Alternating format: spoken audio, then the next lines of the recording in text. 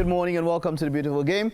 Well, better late than never. Sorry about starting quite a bit late due to some issues, issues beyond our control. Is that how they say it? Yeah.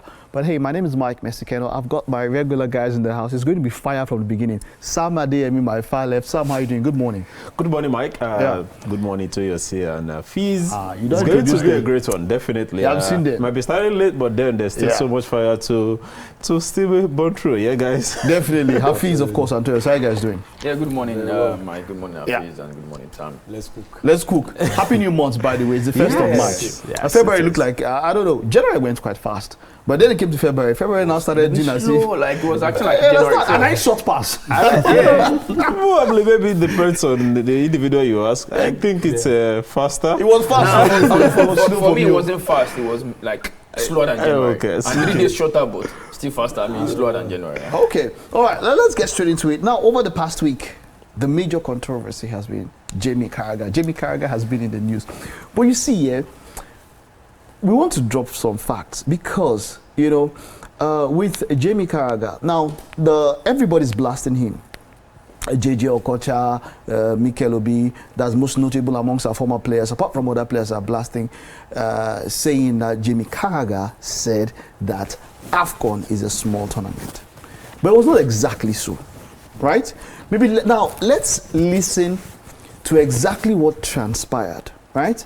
It's a few seconds which we looped over. Let's listen to exactly what transpired between Jamie Carragher. We also had Micah Richards there. And Storage. We had Daniel Storage. And then of course we had Roy King and the host, right? And they were talking about this. And it was all about Salah and the Ballon d'Or. That's where this all started. All right. So let's get Jamie Carragher's exact words. And then we move on from there, right? Yeah. Okay, let's listen to Jamie Carragher's exact words and we move from there. With Egypt, and he's probably not playing in the major tournament as such, or maybe got a great chance to win it. No, but AFCON is big, wasn't it? Remember when him and Mane was going for it in the league? I think the fact he's probably with Egypt and he's probably not playing in the major tournament as such, or maybe got a great chance to win it. No, but AFCON is big, wasn't it? Remember when him and Mane was going for it in the league?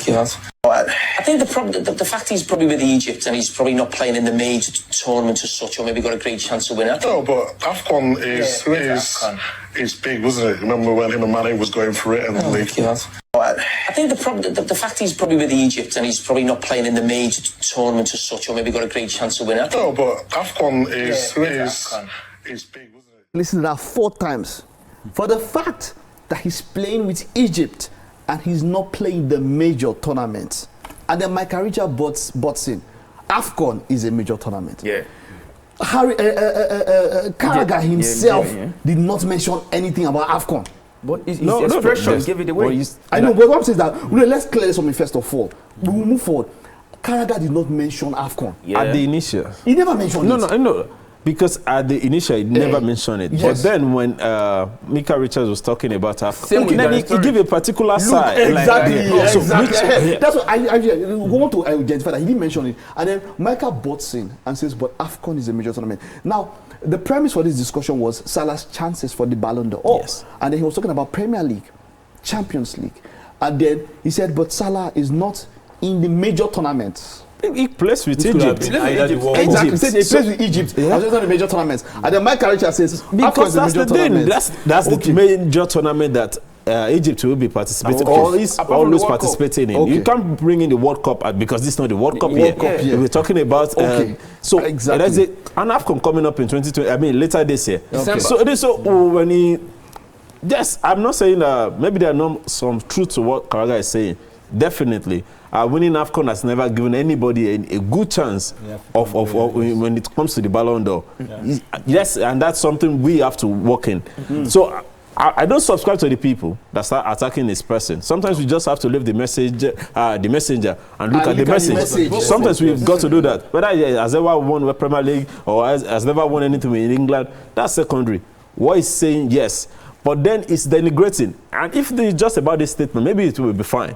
But then when Micah Richards was talking about AFCON is a major tournament. Then you give a particular side what are you saying? And that's why I get it. That's why it becomes personal to me and a lot of other people. I think. Yeah, it's our competition. We have to take pride in it. Non-verbal action. But it could have meant that Michael Richards, your mouth is smelling. No. Look, let us see. My point is this: let us say things for. He didn't. It was non-verbal. I'm not saying that's what he meant. He could have meant anything. He could have meant that you did too sharp or something. I love how they are trying to play the game. Let's get something clear. He mentioned another name. He said he and Sadio Mane. So that means he actually told him that it is the AFCON, man. And just give a side but we still mentioned that Carragher never opened his mouth. But his expression gave it away. But let's agree fact. He never opened his mouth to call AFCON a minor when tournament. He was corrected, let's break it down. When he was corrected, I agree on that one first. Let's agree on that one first. Because if you take this into somewhere now, I'm saying that if you take it to a court of law, he never said it. He didn't come out to apologize. Yes, he didn't apologize. It was he didn't say it. Because let me tell you, remember that time when with Liverpool and Jurgen Klopp? You remember that time? Yeah. And I always said it. There's a reason why in Nigeria, Nigeria is official language. In fact, the US, Donald Trump, just 2 days ago, officially signed language as the official language of the United States. It was never. Yeah, English was never. It was never. Yes. English. They didn't have the United States didn't have an official language until Donald Trump just did it a day or two ago. Right? But for Nigeria, our lingua franca is English.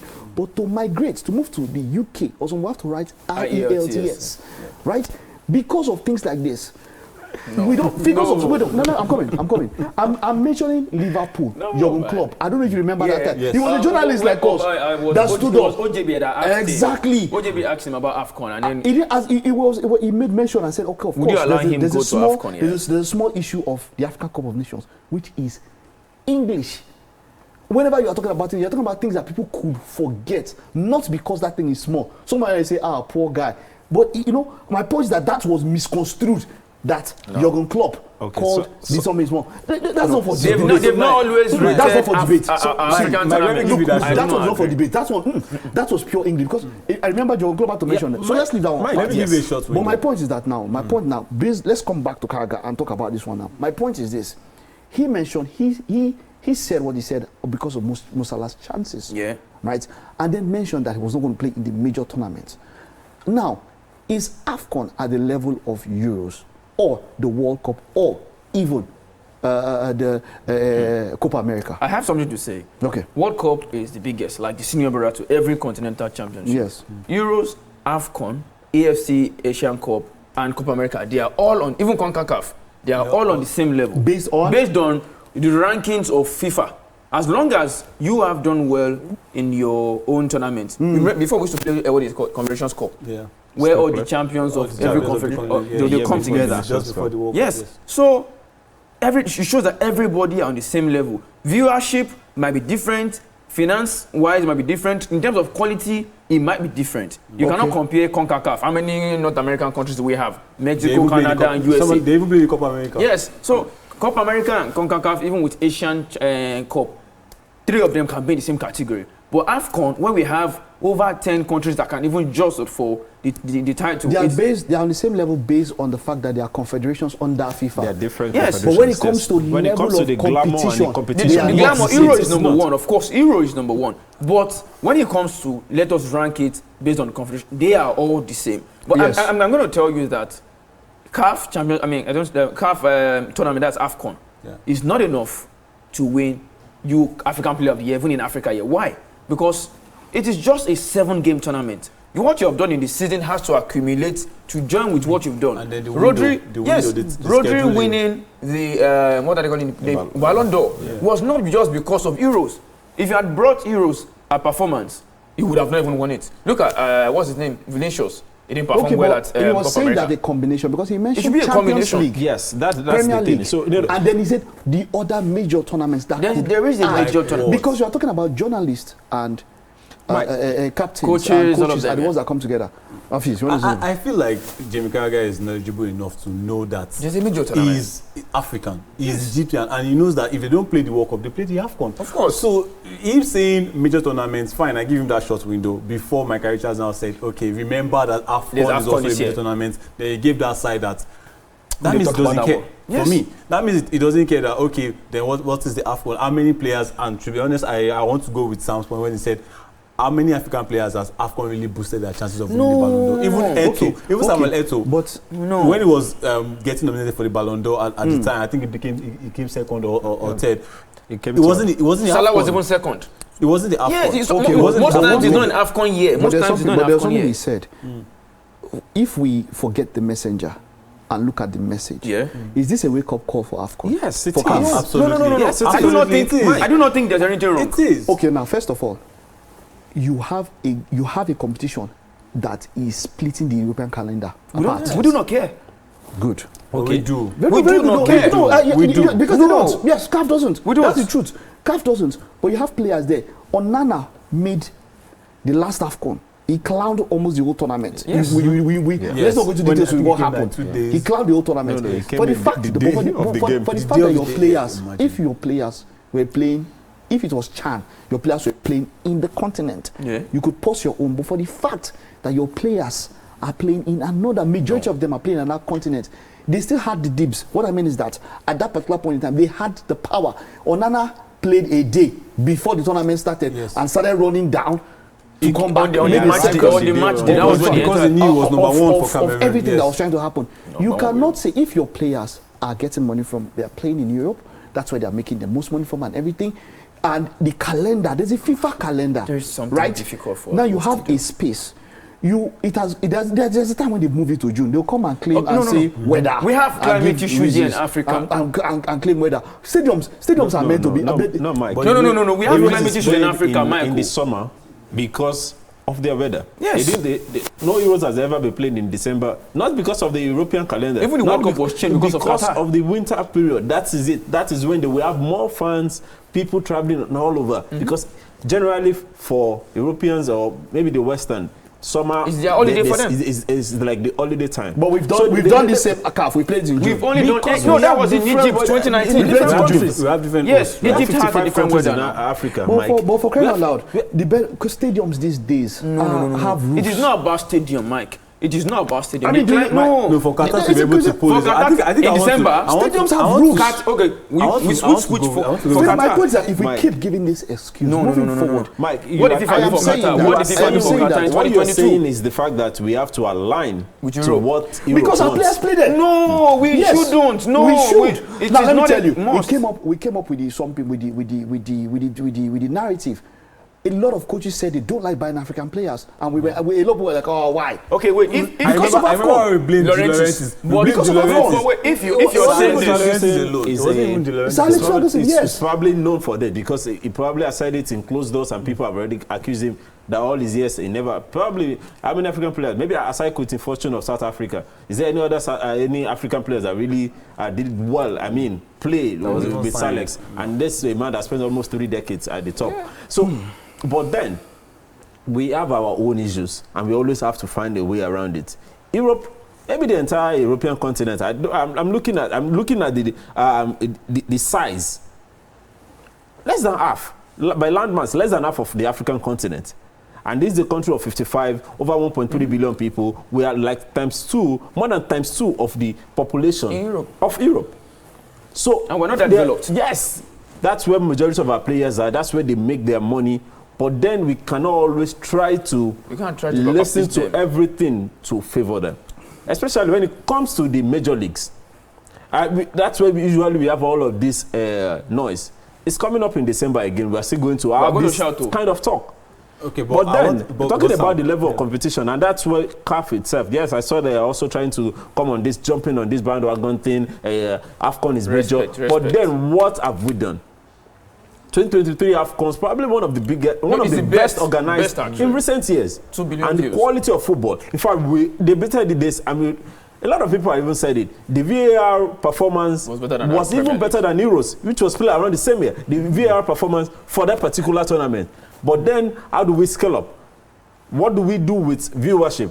somebody is talking about the local leagues. How many how many African leagues can you tune in and then see what goes on in there? No. So how do we commercialize all this that we do have, the population, the fanaticism in quotes of how much we put into football?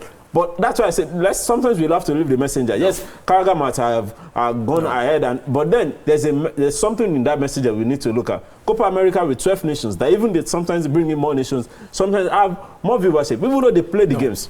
No, the last Copa America. I want to debunk that. Based on time zone, was played most of and the early morning of the day. Yes. I woke up to watch most of the US games. Not everybody's like many people do that with AFCON. I'm talking about guys in Asia, guys in. Do they do that with AFCON? Yes, they do. All right, welcome back and thank you for staying with us. It was all about, I was quite heated because that's the major thing happening in African football now. That's talking about Jamie Carragher and the AFCON controversy. But let's take a message from Benga. Benga from Abeokuta says, he screenshot Jamie Carragher's X post after this. And according to the post, this is what Jamie Carragher said. Salah AFCON Ballon d'Or. The point I was trying to make yesterday was that Mo Salah is at a disadvantage playing for Egypt in terms of him winning the Ballon d'Or. If Salah had an average season at LFC, that's Liverpool, and won the AFCON and was MVP, I don't think he'll win the Ballon d'Or. He went on, he clarified that. Now, this is Benga's message. Benga says, given this context provided by Jamie, I think his remarks is being blown out of proportion. And I am with him, James, on this one. He says, he didn't make that remarks to mock the AFCON. He was just trying to further examine the chances of Salah. Besides, guys, Euro AFCON might be on the same level, but one carries more weight than the other. Let's be realistic. Benga from Abeokuta. Benga, thank you for that message. No, making that face at the sound of AFCON is a no-no. Is a no-no. And I said you took a meaning to it. It could mean a no. It didn't mean another thing. It did not. Okay. You're telling me now that with all Salah has done this season, he's not even a candidate. Let's even forget the AFCON now. Just say Salah's numbers will not even win in the Ballon d'Or, and I scoff at it and I'll be like, oh no. I'm immediately reacting to what you said. It was a point here. If you look at this, from what he said after, he said that if he had a mediocre season at Liverpool and then performed well and won the AFCon, Mike, that's what he's trying to say. That's what I said. The backlash. Yes. Mike, I did agree with. No, I did mention it. That if it's about the clip that you played, then maybe it is fine, and I'm fine with that. But then that side. Okay. After so really, that's where I think a lot of people were not coming for him, because that really actually means you do not rate that tournament. If you won Euros alone and you have like an average season in the league, nobody will vote for you because it's just a 7-game tournament. Unless they play politics. All right, let's move on. Well, still on this, you can send your messages. We'll take them 0802 0815247 on WhatsApp. But Mourinho is racist? Nah, I would never agree. So, fortunately, the reason why I'm talking about this is because he has now been given an official 4-match ban. I think the ban on Mourinho has nothing to do with the racist comment. It has to do with what he has done consistently this season. To the referees. He has berated them time and time again, always calling them out for favoring Galatasaray. Yes. So I think that's all of this. This was just he said what did he say, that the players and they are jumping up like monkeys, which it was just a it has nothing kind of stuff. It has nothing to do with racist, and thankfully, we shows for the players that had played for him have all come out in defense like, this guy. Drogba said my daddy. I mean, I can mention players. So we know, and based on relationship and interviews and what he has done over the years, definitely, it doesn't mean that statement is as racist. And if you actually looked at the Galatasaray bench, they were jumping around. They were jumping around at the decisions made. So, but I think the issue was using that particular word because it is used to connote something that is not pleasurable. But it's not pleasant. I can tell you that 85% of the Galatasaray squad are not black. Yeah. Well, we have David Sanchez, we have Osimhen. They don't make up for 15% of the squad. They don't make up for 15% of the squad. Mourinho is the person that you say has, in fact, not for someone that managed Drogba, Camus, Essien. Mourinho is a black man in a white skin. If it was Pep that said this, then I'm pretty sure none of his ex-players will come out and defend him. Because there have been accusations of such. We mentioned Yature, we mentioned Kelechi, and plenty now. So, but for the case involving Jose Mourinho, it's beyond footballing reasons. But Mourinho has always done, and like I said, he always talked himself into problems. This particular one with Galatasaray, even games that does not involve Fenerbahce, he keeps criticizing Galatasaray of being favoured by the referees. There was one he posted the video on his Instagram. So, and then he just had this opportunity again. But then I was looking at the Turkish FA as well. Probably when you are trying to make up the team, you already have the first 3 guys. I'm talking about the central referee and the 2 assistant referees. Why not just have the 4th referee? Yeah. Be a foreigner as well. Why just have to put a Turkish person, which cloud the entire game? I think they need to do better. They really need to, organize themselves their Turkish league, because they are never far from controversy. Of course, having to let the 2 clubs agree to get a foreign referee. It's not just like an indictment. It's just like I say we're having the River Plate Boca Juniors. So most of us have said that the English league, PGMOL, they need a foreign referee. They should call Colina or somebody to come out. It's not even a thing of foreign referee for them. They basically, I can say maybe they even fix games themselves. Okay, all right. Let's move from that now. Let's talk about the FA Cup now. The FA Cup, that's what we have this weekend. Just yesterday, we had Aston Villa defeat, was it Cardiff? It was a 2-0 for Aston Villa. Yesterday. Liverpool are out. Chelsea are out. Arsenal are out. This is the soon to be out United. This is the best chance for. Okay, let's look at the fixtures. We have Crystal Palace will be taking on Millwall. It will be Preston North End will be taking on Burnley. It will be Bournemouth will be taking on Wolves, and of course Manchester City will be taking Plymouth Argyle, who of course took out Liverpool. Right, that's for Saturday. Let's take a look at the Sunday fixtures while we're talking about all of this. For Sunday fixtures, it will be Newcastle United will be up against Brighton. Manchester United will take on Fulham. No Spurs, no Arsenal, and no Liverpool for me. Okay. I think the coast is clear for Manchester City. This is the only chance. This is the only trophy they have a chance of winning this year. Newcastle, we still have Brighton, and we still have Bournemouth. Teams that have actually beaten them. It's cup. It's a cup game. City knows that they have nothing to lose. The league is out of sight. Maybe top 4 is what they are looking for. They also knew against Madrid. They still beat them. No. You would not compare Real Madrid. Knowledge doesn't change anything. You wouldn't compare Real Madrid. The smaller teams have beaten City this season more than the bigger teams. Yeah, exactly. But the smaller teams. They've beaten Man City more than big. My point is that yes, this is the only smaller teams in Madrid. This is the only title that they have left to get, but it is not even a given for Manchester City. Definitely, it's not a given. They have topsy-turvy form this season. I remember you saying that they were never going to win 5 games on a trot. Yes, and so far they've not. The worst they've done is they've done 5 games unbeaten. Out of that, they did 4 wins and a draw. Yeah. But from crawling the walk. So that's all. In the last 5 games, they've lost 3. The running is. So like you said, it's not a given. But then that is the only realistic chance of them winning anything this season. The Premier League is gone. The Carragher-Afcon Cup is gone. Champions League, they're out of it. This is it. And fortunately for them, all the big sides in quote have left the tournament. I mean, the traditional top 6, they're probably they're the only one, and Manchester United left in this tournament. The other 4 are gone. I do not see United fighting. I don't see so I'm not. No, they say they are traditional now. They are traditional. They are traditional, but I do not see them fighting for Manchester City. They just have to put all eggs in one basket. Plymouth taking out Liverpool should already give them a lot of reason to put this. I think it was just a fluke. I think for me, the FA Cup games that I should look forward to are the matches on Sunday. Newcastle, Brighton, the Bournemouth, the Fulham, Man United. So those are the games I think will be more interesting. I think for Plymouth, it's just a case of moving from Goliath now to King Saul, because after the Divisive War, you have to move on to the next one. But I think City will just do enough to to send Plymouth out. And for the Manchester United Fulham game, that one is like a mid-off. Two mid teams facing each other. Really mid. I mean, how can you? I think they are both in the bottom side. If Fulham Fulham are closer. Fulham are closer to the United are closer to relegation. Yes, Fulham are closer to the Conference League. So Fulham playing the small team. All right, let's take a look at fixtures across Europe.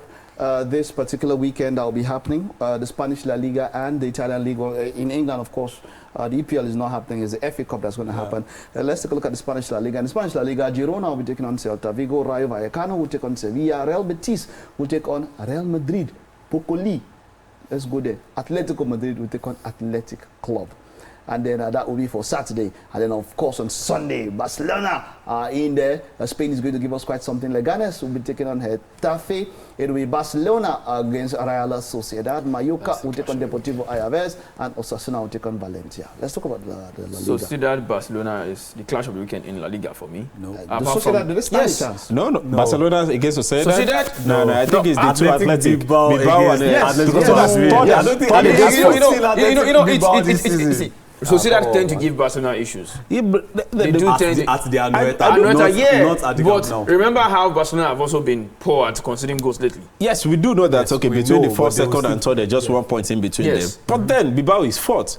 It's just 6 points. So it might look like, hey, it's a fight between the top three, but then there's a Bilbao, who still has a chance if all the three guys decide to sleep. So Bilbao has been doing well this season. The two brothers, anytime we all remember their last weekend game, 7. I really wish they could be playing for Ghana. And it's not even about the brothers. I mean, they have an underrated, let me say, an attacking midfielder, Oyan Sanset, who has been joining the team together, also contributing in terms of goals. I think for me, chance creation is Athletic Bilbao have been superb this season, and just like you said, should Real Madrid, Barcelona, and Atletico Madrid slip up, there's a chance. And Bilbao is doing a great job there. But let's talk Betis Madrid. Pocoli. Yeah, his red card has been rescinded. I don't know Pocoli. Anthony Dos Santos, Abi? What's his name? It's the GOAT. GOAT of waiting. It's the GOAT. I mean, breaking free from Manchester United. I look at his goal contributions now. Well, just 4 games. I think it was like just something of mental state for him, to be honest. Maybe mental state for him, or maybe for La Liga to give him a red card and bring it back. La Liga is no. Let's look at the game now. Real Betis up against Real Madrid. Real Madrid would not. Jude Bellingham will not play. His red card is still there. Yeah, but Mbappe is back. Mbappe is back. An issue with Ancelotti confirmed that he's back. Yeah, he's back. Okay, so but Fede Valverde might be out. Okay, but Pocoli is there. You think Antonio Rudiger, Alaba, and the rest can handle Pocoli? It doesn't play centrally, so I think it's going to be the problem of who's going to play that left back position. Ferland Mendy, or Fran Garcia. I think for me, Isco. It's not even about Antonio. Isco. Isco has been fantastic for Betis. He's their main man. He's their best player for me. And I think the connection he has built over this short period with Antonio so far. And they are playing at the Benito Villamarin. I mean, they are home. So, but I mean, it's Real Madrid. There's no home, there's no way for Real Madrid. They don't come to camp. They don't come to new camp and win. Madrid knows they must get a win. Barcelona knows they must get a win. Atletico knows they must get a win because of the tight spot. As it stands, Spain is giving us a competition as well as Italy. Yeah. Okay, all right. Let's take a look at the Italian league now and the fixtures that will be happening across this weekend. The major talking point has to be Napoli versus Inter. That is the major point. But we have Atalanta. Atalanta will take on Venezia. Of course, like we mentioned, Napoli will take on Inter, and Udinese will take on Parma. That will be on Saturday. And then, of course, on Sunday in the Italian Serie A, there's AC Milan, and people are talking about how they expect them to do something, but not this season. Monza will take on Torino. Bologna will take on Cagliari. It will be Genoa up against Empoli. AS Roma will take on Fabregas and Como. Those guys have been doing quite a lot. And then AC Milan will take on Lazio. Let's do this. Napoli, Inter Milan. What are your expectations for that game? It's supposed to be a point in between the two sides, 56-57, and then Napoli has not won in the last 5 games. I think they've only gotten a win, so they've been struggling. That's why playing just a game per week. It's a dicey one to say. It should be a straight one for Inter Milan, but Inter Milan have not been very convincing. I don't know what's happening. The strikers are just not pumping in the goals. They still have very good. They have the best squad in the league. We all know that. But then there is inconsistency. Then there is a Champions League game coming up.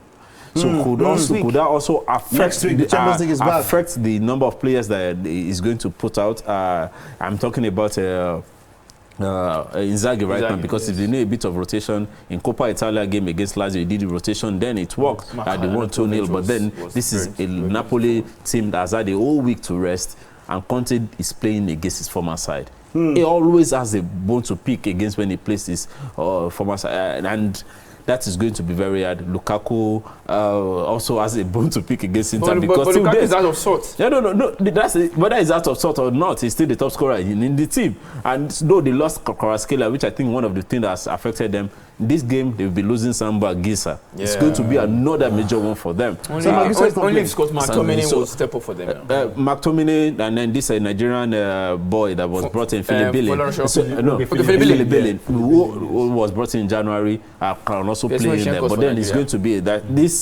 the fulcrum of Inter is their wing backs. How they are going to be able to stop that is and thankfully whoever started it was Conte that started that with Inter, so maybe we'll find a formula for it. But I think overall this is a game that Inter Milan is going to take. Okay, let's do AC Milan versus Lazio. Well, your guy Rangers. I always go for Tijani Rangers any day, anytime. But then I think Lazio also they've also I won't say punch above their weight so far in the Serie A this season. Also reminding that they can still qualify even for Europe, and they also have good players. I mean, Tati Castellanos has been fantastic for them. Zaccagni, they have good players that can But AC Milan are actually very inconsistent. Bologna, they scored first, and then they lost again.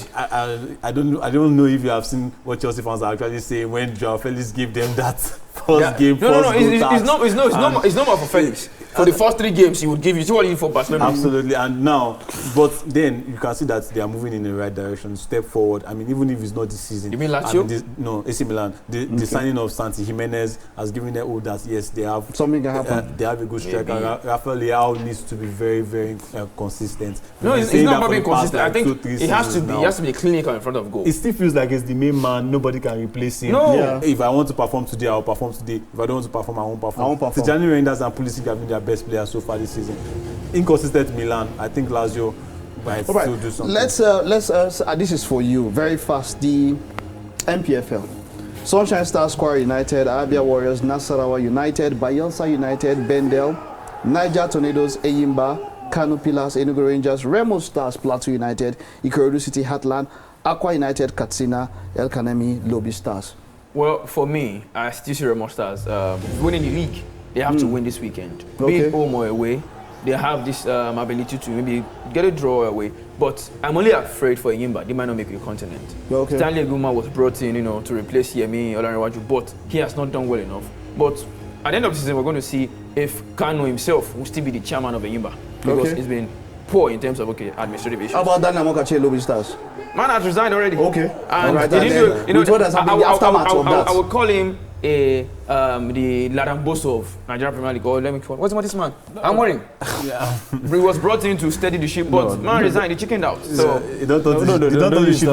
sometimes the administration is the issue. For the administration is possible. The administration is the issue. For Lobi Stars, they have the same thing with Kano Pillars. The coach has been suspended for a while now, and they're doing a kind of investigation. Like somebody said, until we take football out of government, because people running football in Nigeria are always they don't think about the business side of football, because the money is always there. And that's one. So Dan Amokachi is like, guys, please don't put a sansan for my guy. Even brought Oyinbo that said, okay, guys, can't do this. All right, guys. Well, we start with the Nigerian League now. We're not going to go to the ball. We have to wrap up. Thank you very much for coming on the show. And of course, I'm looking forward to this weekend with a whole lot that's happening. And for investors, you can go back. We'll put this in out there. You can see how we put it there. All right. Okay, it's been a wonderful show. Thank you for being a part of the show. My name is Mike Mesikeno. See you next week. Bye-bye.